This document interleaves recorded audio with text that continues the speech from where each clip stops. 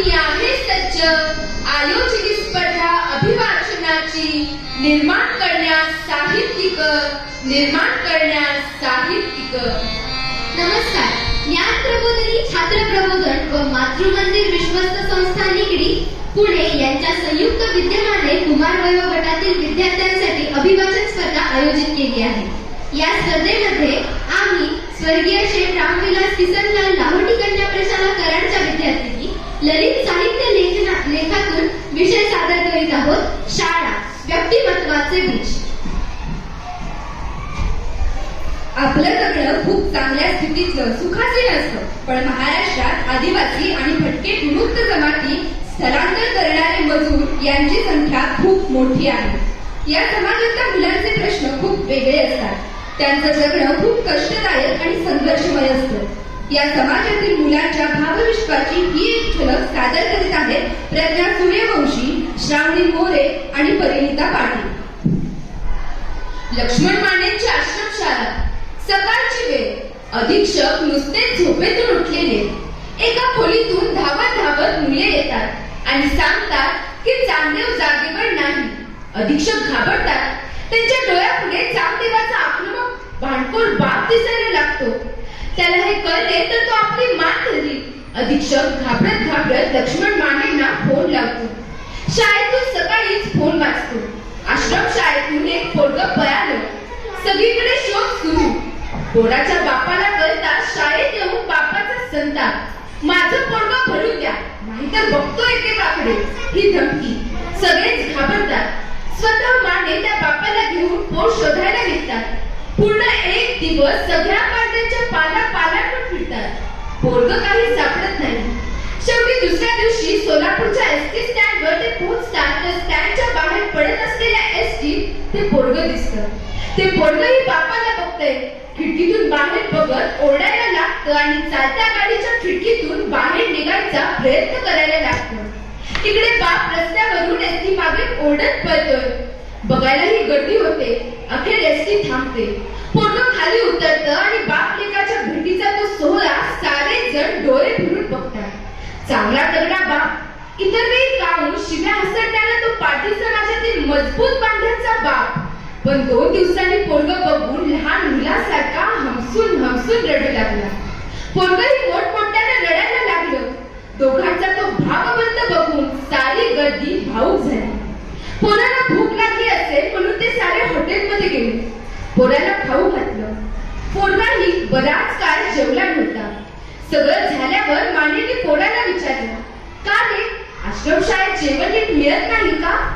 पोरगं म्हणालं, मिळतं की. मग शाळेत तुला काही तकलीफ आहे का? नाही, काहीच तकलीफ नाही. अरे मग तुला काय घराची आठवण झाली का? नाही बा. अरे मग काहीच नाही तर आश्रमशाळेतून तू का पळालास ते तरी सांग ना. शब्दांची जुळवाजुळव करता करता पोरगं घामाघूम झालं. म्हणालं, ते आज झोपा म्हणतात. समोरच्यांना काही कळेना. अरे कोण म्हणतोस? आणि आज झोपायला सांगितलं तर काय बिघडलं? ते पोरगं वैतागून घडाघडा बोलायला लागलं. म्हणालं, रात्री जेवण झाल्यावर मी खोलीच्या समोर वाळूवर झोपायला लागलो तर ते मला उठून आत खोलीत झोप म्हणतात म्हणून मी पळालो. बरोबर पाहिलं तर ती तक्रार समजणारच नाही. ते पोरगं पुढं म्हणालं, मी आमच्या पाल्यावर उघड्यावर झोपायचो, पण त्या खोलीत गेल्यावर लय भ्या वाटायला लागलो. रातभर छपराकडे बघत होतो आणि वाटायचं छप्पर अंगावर पडलं तर काय करायचं. झोपच लागलं म्हणून पहाटे एकदाचा जीव खाऊन पळालो. सिमेंटचा भक्कम स्लॅब अंगावर पडणार नाही हे त्याला कसं समजावून सांगायचं. लक्ष्मण माने हसू लागले. पाटील समाजातल्या मुलांना पालावर राहून उघड्या आकाशाखाली झोपायची सवय. आपण हेच पांघरून समजून झोपणारी ही मुलं जेव्हा बंद खोलीत झोपतात तेव्हा ते छत आपल्या अंगावर पडेल अशी त्यांना भीती वाटते आणि ती मुलं पळून जातात. अशी काही मुलं असतात हे आपल्याला माहित तरी असतं का? काही मुलांचे भावविश्व असेही असते याचा आपण कधी विचार तरी करतो का? आपण छान बेडरूम मध्ये बेडच्या छताला तारांगण काढून घेतो आणि दुसरीकडे छतच नको असलेली मुले. पण दोघांनाही एकच पुस्तक, एकच अभ्यासक्रम शिकावा लागतो हे कसं समजून घ्यायचं? नेहमीच येतात. भटके आले की त्यांच्यात जाऊन बोलायला, गप्पा मारायला मला खूप आवडतं. एक तर ते वैतागत नाही, अगदी मोकळेपणाने बसा म्हणतात. विचारलेल्या सर्व प्रश्नांवर मन मोकळे बोलतात. त्यांच्या जगण्यात, बोलण्यात एक मोकळेपणा असतो. त्या दिवशी गुढीपाडवा होता. पुरणाची पोळी खाल्ली, दुपारी झोपलो आणि संध्याकाळी फिरायला निघालो तर गावाबाहेर ही माणसं बसलेली दिसली. बहुधा 2-4 दिवसांपूर्वी आलेली. डोकावलो. पाडव्याचा दिवस, आज काय गोडधोड केलं विचारलं तर म्हणाले, भाऊ कशाचा सण आणि कशाचं काय. गरिबांना सगळे दिवस सारखेच. ते कैकाडी जमातीचे होते. भीक म्हणून भाकरी मागून आणलेल्या होत्या. कागदाच्या पुरचुंडीत बेसन पीठ बांधलेलं, बहुधा पिठलं करायचं असेल. पुरणपोळी खाऊन आलेल्या मला फारच लाजल्यासारखं वाटलं. समोर त्यांची 2 पोरं खेळत होती. पोरांचे कपडे मातीनं मळलेले. रोज हे गावोगाव फिरणार. मी पोरांच्या शाळेचा विषय काढला तेव्हा ते थोडे काटावले. म्हणाले, आहेत की त्यांची नावं गावच्या शाळेत, पण तुम्ही गावात असता कधी? हा तो बी प्रश्नच आहे म्हणा. कधी कधी पावसाळ्यात जातात ना शाळेत, तेव्हा आम्ही गावात असतो. मी त्यांना खूप समजावून सांगितलं, पुढच्या काळात तुमच्या धंद्यांना कोणी विचारणार नाही तेव्हा पोरांना शिकवा. तर फिरणं कसं सक्तीचं आहे हेच ते मला सांगत राहिले. बराच वेळ बोलल्यावर मार्ग निघाला. तो असा की आमच्याच तालुक्यात भटक्यांसाठी समाज कल्याणची आश्रमशाळा आहे. त्या आश्रमशाळेत ही पोरं घालायची ठरलं. मी चौकशी करून सांगतो असं म्हणालो. मी उत्साहाने चौकशी केली. ते सर म्हणाले, नक्की सर, 2 मुलांचा प्रवेश पक्का समजा. अशाच एका संध्याकाळी मी फॉर्म घेऊन पालावर गेलो. ते नुकतेच दमून आले होते. माझ्या हातात फॉर्म पाहिल्यावर जरा तुटकपणेच बोलायला लागले. मी उत्साहाने सांगू लागलो, आता मुलं शाळेत राहतील आणि तुम्ही फिरा गावोगाव. तसे ते गप्पच. बाई स्वयंपाकात मग्न असल्याचं दाखवत होती. पुरुष अंधारात बघत होता. मी वैतागलो, उभा राहिलो.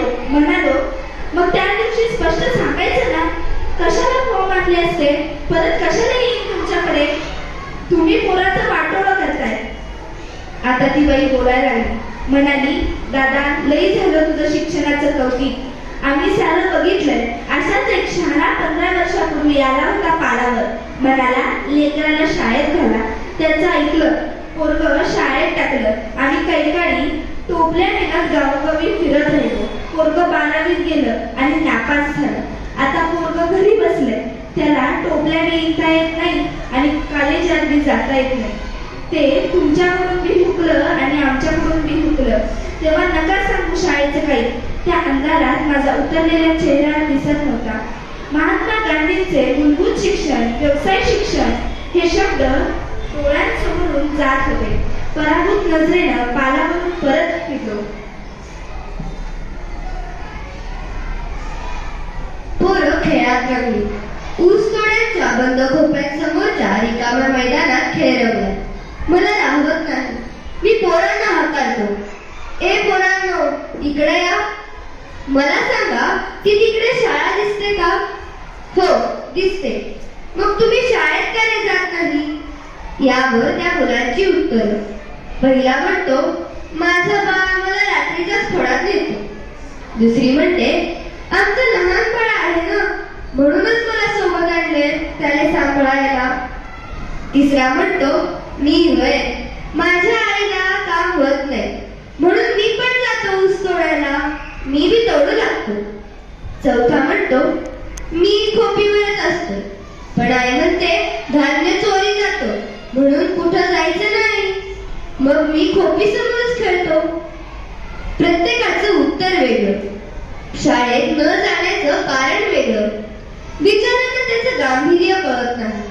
माझ्या समोर मात्र ऊसतोड कामगारांचा, त्यांच्या मुलांचा जीवनक्रम या उत्तरांमधून समोर येतो.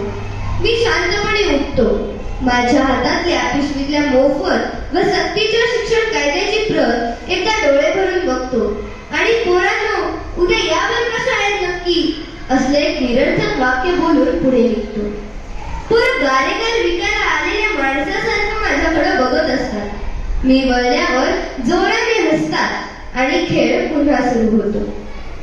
आदिवासी शिक्षणावर काम करणारे दिवंगत दत्ताभाऊ सावळे यांनी दामखिंड येथील घटनेवर लिहिलेला प्रसंग मला खूपच भावतो. दत्ताभाऊने ठाणे जिल्ह्यात एक शाळा काढली. ते रोज आदिवासी मुलांना एकत्र करायचे आणि त्या मुलांना लिहायला वाचायला शिकवायचे. पण इतकी धडपड करून सुद्धा त्या मुलांना बाराखडी येईना. मुलं नीट शाळेत बसेना. बसली तरी त्यांचं सारं लक्ष वर्गाबाहेर असायचं. दत्ताभाऊ वैतागले. विरंगुळा म्हणून त्यांनी एका जंगलात मुलांची सहल काढली. मुलं एकदम हरकून गेली. वर्गात गप्प बसणारी ही मुले अक्षरशः बदललेली दिसली. खूप बडबड करत होती. डोंगर चढताना दत्ताभाऊ अडखळत होते. पाय सटकत होते आणि मुलं मात्र त्यांना विविध झाडांची नावं सांगत होती आणि पुन्हा पुन्हा ते झाड दिसल्यावर तोंडी परीक्षा घ्यावी तशी पुन्हा त्या झाडांची नावं विचारत होती. दत्ताभाऊ वैतागले. त्यांना तो तणाव सहन होईना. तेव्हा त्यांची ती भांबवलेली अवस्था बघून झाडावर चढलेला झिपर नावाचा मुलगा त्यांना म्हणाला, मास्तर, आमचं बी असंच होतं वर्गात, ग म ध न शिकताना. मुलांनो, आदिवासी मुलांना जे काही निसर्गाचं ज्ञान असतं, संगीताचं ज्ञान असतं, खेळात गती असते, ते मोजण्याची कोणतीच फूटपट्टी आपल्या शिक्षणात नसते. आणि इंग्रजी गणितात त्यांना नापास करायला मात्र आपली शिक्षण व्यवस्था तयार असते. या मुलांच्या भावविश्वाला शिक्षणात स्थान मिळणार तरी कधी? दऱ्याखोऱ्यात उगवलेली कितीतरी चालती बोलती रोपं मी अनुभवली. अंगणशाळेत शिकणारी, शेतीची कामं करून शाळेची एक एक पायरी पुढे पुढे जाणारी जिद्दी मुलं भेटली की वाटतं बीजात फुलण्याचं स्वप्न असेल तर कुठलीही भूमी अनुकूल होते. रानोमा भटकताना अशी निर्मल बोलीची, चमकदार डोळ्यांची, मूर्तिमंत प्रकाशाची भेट सादर करीत आहेत साक्षी माने, वेदिका चिकुर्डेकर आणि वैदेही साठे. काही वर्षांपूर्वीची गोष्ट. तेव्हा अहमदपूर हे गाव आता आहे त्याहून छोटं होतं. साधन सुविधांचा पूर्ण अभावच असलेलं हे गाव. या गावातली 20-25 मुलं घेऊन एक उत्साही शिक्षक भेटायला आले. एकदम एवढी मुलं घेऊन समोर आल्यावर म्हटलं गप्पा कराव्यात. पण आश्चर्य, मी विचारत होतो ना मुलं पुढेनच बोलत होती. मी अजूनच अचंबात. माझं आश्चर्य लपण्यासारखं नव्हतं. त्यांच्या बरोबरचे गुरुजी म्हणाले, ही मुलं म्हणत आहेत आम्ही तुमचं स्वागत करतो. 5वीतली असतील जयंती, मूकमध्ये दिसतायत असं वाटतं. तेवढ्यात सगळे एका सुरात म्हणाले, 1-7 नमस्ते. पुन्हा नवं आश्चर्य. ग्रामीण भागातले तरुण गुरुजी म्हणाले, मी स्वतः मूक बधिरांची भाषा शिकलो आहे. जिल्हा परिषदेच्या शाळेतल्या माझ्या वर्गाला मी नेहमीच पुस्तक शिकवताना एकीकडे ही भाषा शिकवली. आता ही सर्व मुलं सुट्टीमध्ये आसपासच्या गावातील मूकबधिर मुलांना ही भाषा शिकवतात. मुलंच मुलांना शिकवतात आणि एक मोठा प्रश्न सहज सोडवतात, त्यांच्या पुढील वाटचालीचा. खेडोपाडी असे अनेक प्रेरणादायी शिक्षक मला भेटतात आणि असे जमिनीतूनच उगवल्यासारखे छोटे कार्य करते. सातारा जिल्ह्यात आतल्या डोंगरकुशीतलं एक टुमदार गाव मला आठवलं. गावाचं नाव खंडाळा. या निसर्गसुंदर गावातच मला सचिन धुमाळ नावाचा अगदी वेगळ्या वृत्तीचा मुलगा भेटला. मला त्यांना कुतूहलाने विचारलं होतं, मुंबई खरंच खूप मोठी आहे का? मुंबईबद्दल आजही एक आकर्षण सगळीकडे असतं. या छोट्या पुस्तकाला मी विचारलं, हो, खूप मोठी आणि सुंदरही. उंच इमारती, अनेक उद्योगधंदे. पण काय रे, समजा मी तुला मुंबईला नेलं तर अगदी पहिल्यांदा तुला काय बघायला आवडेल? क्षणाचाही विचार न करता तो म्हणाला, समुद्र. त्याच्या या उत्तराची मी कल्पनाही केली नव्हती. समुद्र बघण्याची ओढच त्याला भविष्यात खूप मोठं व्हायचंय हे सांगण्यात वाटले. आज तो मुलगा गावाकडचा छोटा ओढा असेल किंवा डोंगराचा झरा, पण शेवटी या झऱ्याचं सातत्याने वाहत राहणं, दोन्ही काठ फुलवून येणारे अडथळे पार करून न थांबता पुढे जाणंच त्याला समुद्र करणार आहे. असे सागर होणारे ओढे आणि झरे मला गावोगावी भेटतात. लातूर जवळील हरंगुळ बुद्रुक गावात मला उत्सुक मुला मुलींचं एक बेटच जणू गवसलं.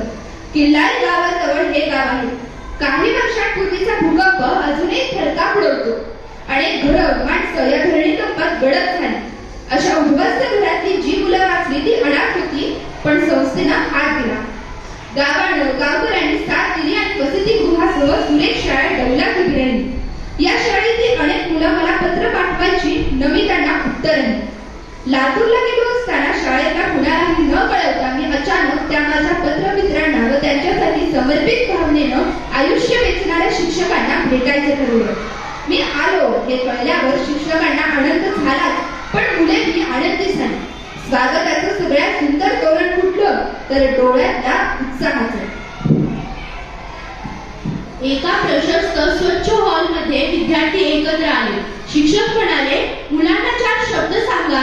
मी म्हटलं, नुसतं भाषण नको, संभाषण हवं. त्यांच्या मनातले प्रश्न कळले तर मी त्या अनुषंगाने बोले. सर्वांनाच ही कल्पना आवडली.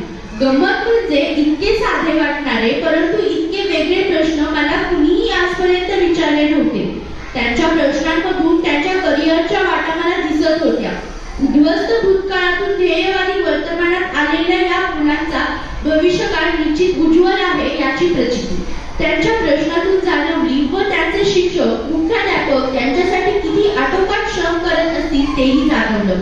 इकडे शहरात प्रश्नोत्तरांचा तास ठेवला तर चौकसवृत्तीचे प्रश्न केव्हा येतात याची वाट पाहावी लागते. पण हरवूरची ही जनकल्याणची मुलं मुली आतुरतेनं मला प्रश्न विचारत होती. एक मोठं गायक व्हायचं असेल तर सुरुवात कुठून करायची, एकीनं विचारलं. तर दुसरीनं विचारलं, लता मंगेशकर यांना तुम्ही जवळून पाहिलं आहे का? त्यांच्यात इतकं यशस्वी होण्याची जिद्द कशी निर्माण झाली? तिसरीनं विचारलं, मुंबईतल्या रेल्वे गाड्या दोन्ही तोंडाने धावतात, हे खरं आहे का? एका डब्यात 1500 माणसं कशी चढतात? हे प्रश्न मला कधीच पडले नव्हते. सगळ्यांची उत्तरं मला माहीत असतील, पण मी त्यांचा विचारच केला नव्हता. या मुलांनी मला साध्या वाटणाऱ्या प्रश्नांमध्येही खूप मोठा आशय भरलेला असतो ते शिकवलं. एका सावळ्या तरतरीत मुलानं हाताची घडी घालून उभं राहून विचारलं, तुम्ही पेपरमध्ये लेख लिहिता. आमच्या गुरुजींकडून तो पेपर आम्हाला वाचायला मिळतो. पण सर, हे लेख लिहिण्यापासून पेपरमध्ये छापेपर्यंत या लेखनाचा प्रवास कसा होतो? तर दुसऱ्या उत्साही हसतमुख मुलानं विचारलं, ते वेगळंच. सर, चित्रकाराचं काम चित्र काढणं हे ठाऊक आहे. लेखकाचं काम लिहिणं. मुद्रक छापाई करतो. पण संपादकाचं नेमकं काम काय?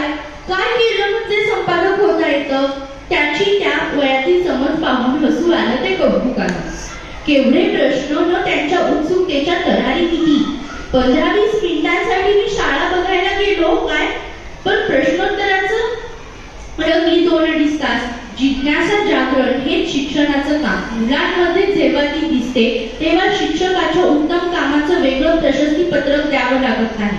अडचणी हा शब्दही अपुरा पडेल असे कष्ट सोसत वनवासी आश्रमातील, आश्रमशाळेतील शेकडो मुलं शिकत आहेत. उत्तम हस्ताक्षर, उत्कृष्ट चित्रकला, अप्रतिम कसरतपटू, खणखणीत सुरेख स्वर ही येथील मुलाची ठळक वैशिष्ट्ये मला जाणवली.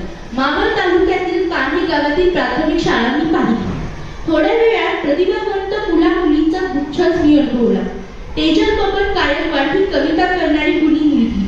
तिला विचारलं, तुला कविता का करावीशी वाटते?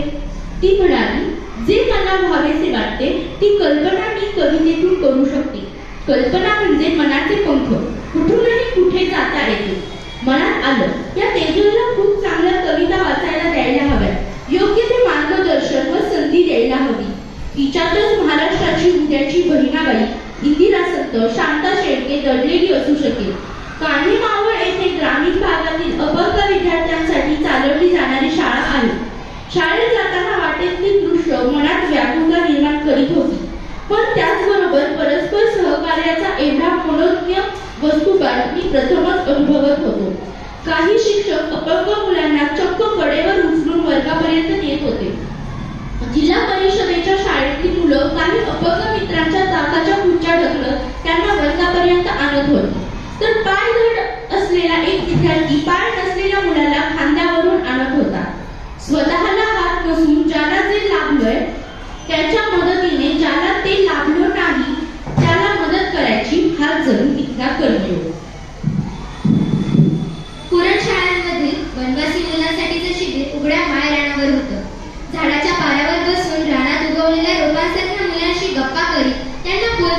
त्यांना शब्दातील गंमत, स्वतःतील कल्पकता आणि नवनिर्मिती समजावून सांगायची होती. 25-30 मुलं काहीशा साशंकतेने आम्हा पाहुण्यांकडे पाहत होती. आम्हीही त्यांच्याकडे. आता कुठून कसं त्यांच्या मनात शिरायचं याचा अंदाज घेत होतो. शेवटी थोडं प्रास्ताविक करून मी विचारलं, हे पहा, एक नेहमीचा अगदी ओळखीचा शब्द घेऊन या. दगड. माहित आहे ना? मुलं एकदम हसली. याचा अर्थ माझा खडा योग्य लागला होता. आता दगड म्हटल्यावर तुम्हाला कोणकोणत्या रूपाचा दगड डोळ्यासमोर येतो ते सांगा बरं. 2-4 मिनिटं सांगून मनात म्हटलं दगड बुडला की काय, पण नाही. मुलं विचारात बुडाली होती. स्वतः नवेपणानं नवं काही शोधण्याचा विचार करणारी मुलं नेहमी छान दिसतात.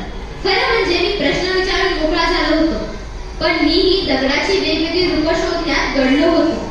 काही खास हाती येत नव्हतं, पण समोर 3-4 हात मातीतून तृण पाती डोलत उभी राहावी त्याप्रमाणे वर आले. हा, तू सांग बरं. त्यांची बोली भाषेचा गंध मिसळलेली साधीसुधी भाषा अंकुरू लागली होती. गुरुजी दगड म्हणाला की मला आठवतो आपल्या पायरीचा दगड, तो बी शाळेच्या पायरीचा. यो दगड आपल्याला शाळेत नेतो, येताना घराकडे नेतो. मी अवाक झालो.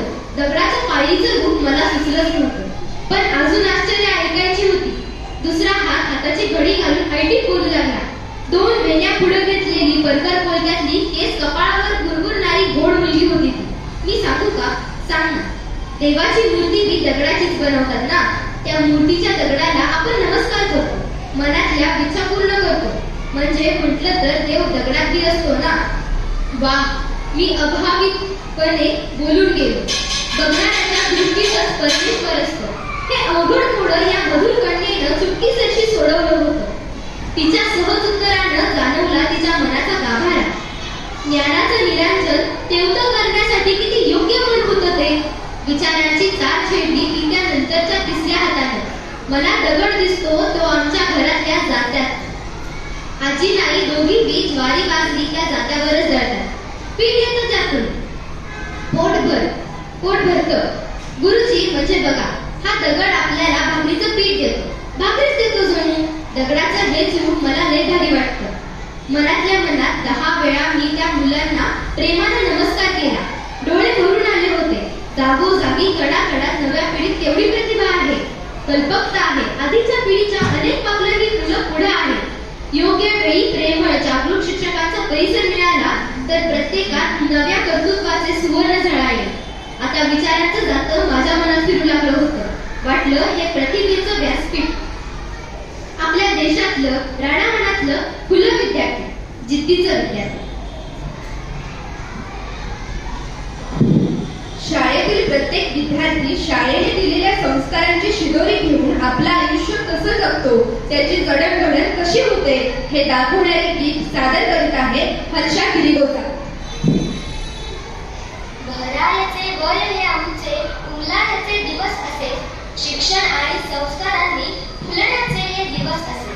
मुक्तपणे आणि स्वच्छंदाने बागडण्याचा मोसम हा, पुढच्याला जर ठेच लागली सावरण्याचा मोसम हा. ज्ञानाची ही पंच इंद्रिये सजग आणखी दक्ष हवी, खिडक्याद्वारे तना मनाची उघडी ठेवून नित्य नवी. व्यक्तिमत्वाला घडवू आणि स्वतःचा पैलू पाडूया, बुद्धिदृष्ट दृष्टीने इतरे भले पुरे मग तोडूया. जे जे मंगल आदर्श देते मनापासून सर्व करू, माणुसकीचे उदारतेचे व्हावे सुंदर परवसू. वैभवशाली इतिहासातून वेचून घेऊ उत्तम हो, भविष्य घडण्या उज्ज्वल करूया नव्या जुन्यांचा संगम हो. अंधाराच्या वाटेवरती एक छोटून जग करू, देशाचे आणि समृद्धीचे इथे गोजिले राज्य आणू. खरा चांगला माणूस बनणे अवघड आहे खरे जरी, वाईट जे जे टाळू आखू, मार्ग नेटका खरं खरी, मार्ग नेटका खरं खरी. शिक्षण मंडळ कराड संचलित लाहोटी कन्या प्रशालेमधील आम्ही विद्यार्थिनी या स्पर्धेत सहभागी झालो. आमच्या प्रशालेच्या मुख्याध्यापिका सौ जंगमबाई यांनी आम्हाला या स्पर्धेत सहभागी होण्याची संधी दिली. श्री फुके सर व सौ मांडेबाई यांनी आम्हाला मोलाचे मार्गदर्शन केले. तसेच छात्र प्रबोधनाने आमच्यातील वाचन कौशल्याला वाव देण्यासाठी व्यासपीठ उपलब्ध करून दिले. त्याबद्दल सर्वांचे आभार व्यक्त करतो आणि थांबतो. धन्यवाद.